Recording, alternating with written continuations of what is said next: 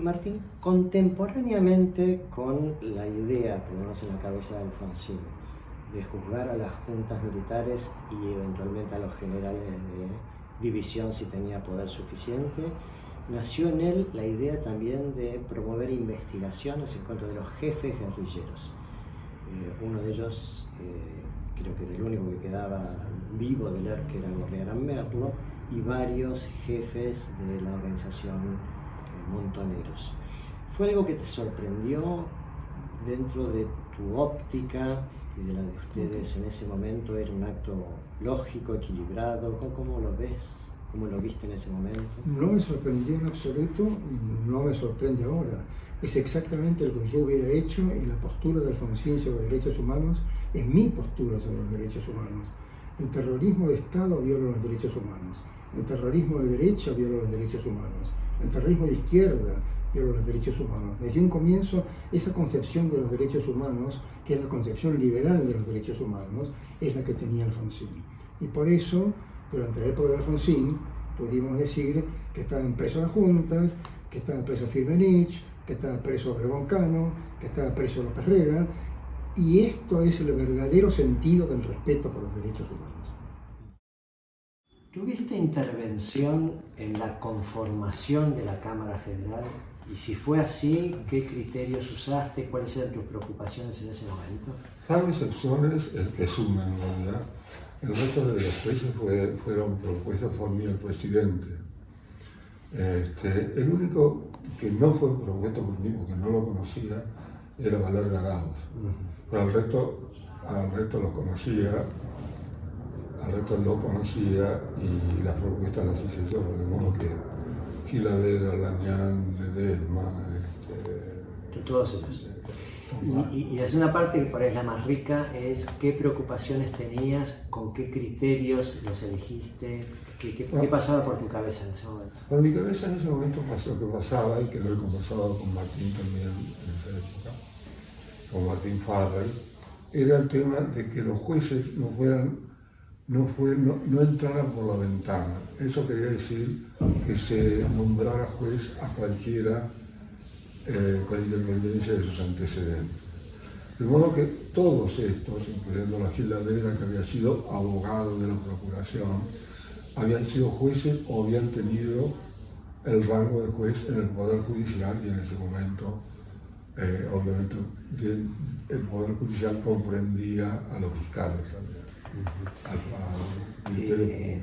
El recaudo ese constitucional que prohíbe las comisiones especiales, ¿tuvo algo que ver con este tema? Eso me preocupaba mucho, porque si nosotros designáramos a jueces, por más que sus méritos fueran notorios, y esos jueces no hubieran tenido antecedentes, siempre pendía sobre nuestra cabeza que, digamos, que aquellos contrarios a los juicios se apoyaban en la idea de que era una comisión especial, no un tribunal correctamente designado.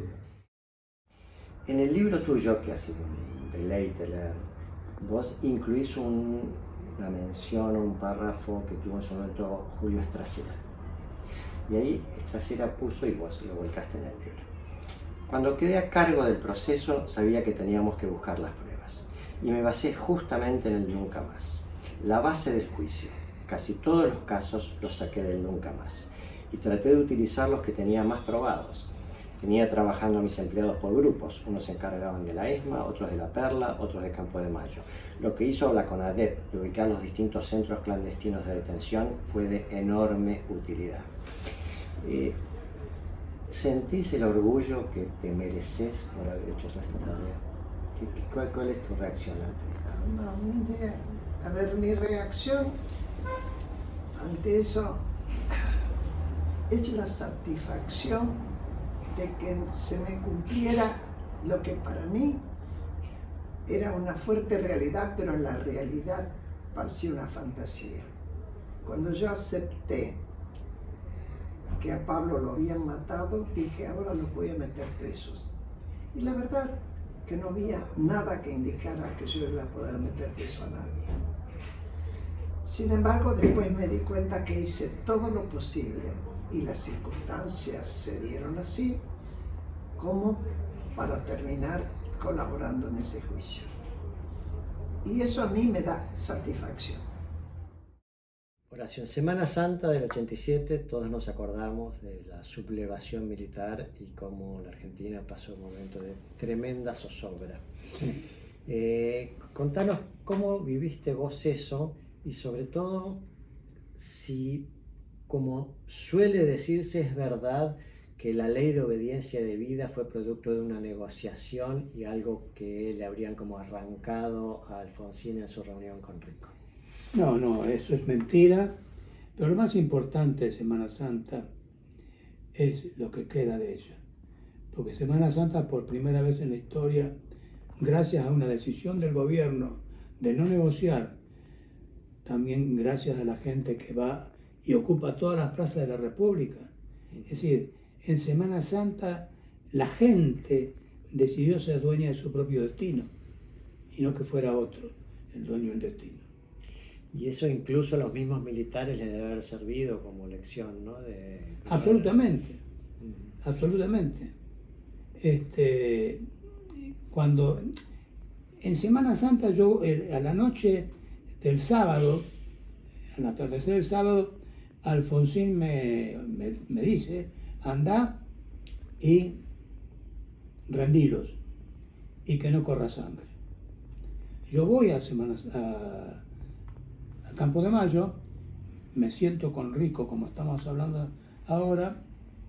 Yo voy solamente con mi ayudante, no voy con ninguna escolta ni nada. Y con Rico tenemos una violenta reunión que dura 1 hora y algo, en donde a los 5 pedidos que él me hace, me pide o me exige, digo que no a todos. Y al final le digo, y creo que esto es lo decisivo, le digo, mire Rico, todo lo que usted pide no va a ser así. Lo único que le digo es que yo no le puedo garantizar que la gente que está acá, a 200 metros, no avance. No se lo puedo garantizar. Así que usted piénselo. Rico se va de la reunión y contado por sus propios colaboradores. Uno de ellos le pregunta, ¿y cómo te fue? Me dice, no le pude sacar nada. Nosotros tenemos el recuerdo de las plazas llenas de personas, pero a favor del gobierno constitucional. Eso creo que fue a favor del orden democrático. Claro, eso creo que fue un espaldarazo para Alfonsín, ¿no es cierto? Emocionante. Estaba Sadi, estaba Cafiero, estaba Manzano, Gualdini, Luder, es decir, no había duda de que todos estaban defendiendo esto. Cuando Alfonsín decide ir a Campo de Mayo, me acuerdo que Cafiero entra, abre la puerta y le dice a Manzano, me voy, no quedó claro. Y yo decía, ¿a dónde se va?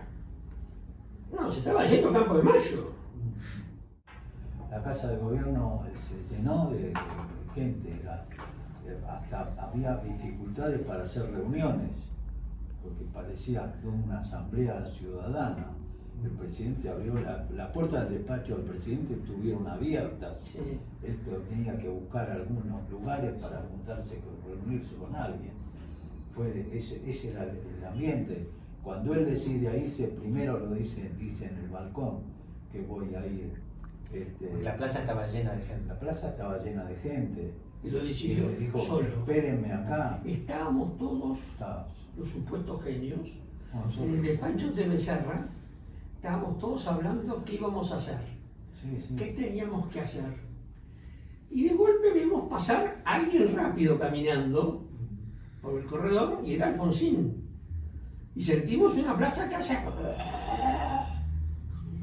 Digo, ¿qué hizo? Marcelo Stubbe, que estaba hablando de eso. A mí me llevó, claro, eso es, el presidente se va a Campo de Mayo. yo me fui corriendo para la explanada, pensando que iba en auto. Me fui para la explanada y cuando llego a la explanada me dicen, no, se fue, va en helicóptero. Entonces corro y entonces llego a la terraza y el que consigue subirse es Víctor Buje, que de entrada nomás se fue a la terraza, el fotógrafo de Presidencia. Vistos los plazos en los que ahora se hacen los juicios, a mí me llamó la atención la velocidad con la que ustedes hicieron este juicio, porque fueron unos pocos meses. 14. Fue algo que les llevó mucho tiempo previo de preparación, me imagino, y muchas horas para definir qué contenido iba a tener cada audiencia, qué iba a preguntar. Cuéntanos un poco de eso. El juicio tiene una organización artesanal. Digo artesanal porque no tiene unas reglas procesales enteramente aplicables. Hicimos la del Código de Justicia Militar adecuándolas pretorianamente. Y después el resto, bueno, el mérito de la oralidad, el mérito de la selección de casos y una organización del trabajo, la verdad, yo lo miro para atrás y me parece imposible, ¿no? Extraordinaria, extraordinaria. Y bueno, y esto es el mérito de haberlo discutido mucho. La Sala Verde, por ejemplo, fue una creación buenísima, ¿no? Sí. Que la vos, López. Ya viene mucho todo el aspecto de la López, Chiche. y de la construcción. Porque en realidad el fenómeno, el hecho de integrar normas de la justicia militar con normas del Código Procesal Penal, realmente tenía que tener. Y además, primer juicio oral que se hacía en la capital, que yo recuerdo. Y nuestro. Sí, claro, No teníamos la menor idea. No, desde luego. Sin tener regulado el juicio oral, de modo que todo eso lo fue. Pero fíjate vos un detalle.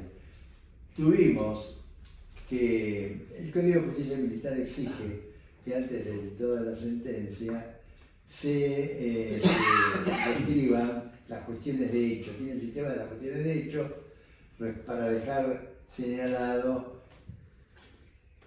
como interrogantes en qué medida podés hacer la atribución del hecho, de la responsabilidad, etc. Por cierto, no tiene el Código Nacional de Justicia Ciudadana, no tiene ningún ordenamiento procesal argentino. Así que tuvimos que agarrar y... El sábado, antes del sábado 7, estábamos todos, porque se habían cometido un error, o qué sé yo, estábamos todos... Claro, cuando discutimos si hacíamos o no las cuestiones de hecho, y había que hacerlas, pero eran 22.000. ¿Y cómo las hacíamos? Y entonces Carlitos dijo, no boludez, o sea, y Andrés le desconfiaba. Andrés decía, tenemos tal cosa, etc. Y ellos se vieron a buscar dactilógrafos, desalojaron la sala de audiencia y metieron a 70 monos. Y Andrés iba y los espiaba. Y Andrés decía, pero ¿cómo va? Dice, todo cocinado, decía Carlitos. No habíamos empezado. No habíamos empezado a hacer trabajo. Y Andrés, bueno, ¿y cómo va? Perfecto, estamos avanzando. Quédate tranquilo. Vamos por la 1820. No, y nos hicieron una apuesta. Nos aportaron un almuerzo. Si Andrés. Si llegábamos a la que después lo cumplieron. Y el tema fue que, claro, hacer 22.000 cuestiones de hecho, aunque tengas todo un ejército de personas, ponerte a dictar 22.000 preguntas y contestarlas es algo casi imposible. Y yo tenía un secretario contratado, Fernando Castejón, que por supuesto lo conocemos todos, muy inteligente y muy ocurrente en soluciones. Entonces me dijo, en ese momento lo trataba usted, dijo, doctor, las cuestiones de hecho, las preguntas van a ser todas iguales, porque no pueden variar de un hecho a otro. Entonces me dice, redacten ustedes cuáles van a ser las cuestiones de hecho y después las reproducimos con fotocopias y así se hizo.